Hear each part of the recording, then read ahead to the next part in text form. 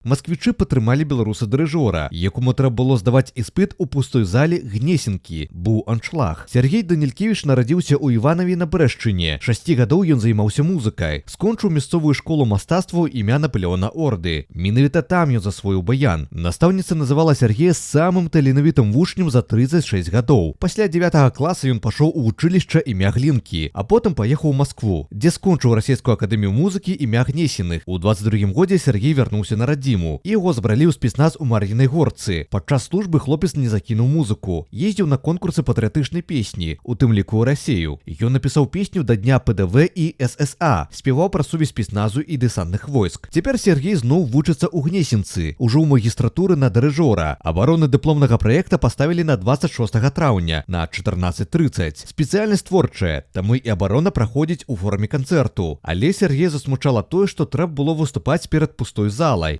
Беларусу не было каго паклікаць для маральнай падтрымкі. Тады хлопец запісаў відэазварот у інсце. Концерт бесплатный, но у меня нет друзей и знакомых, кого бы я мог сюда позвать, поэтому зову вас.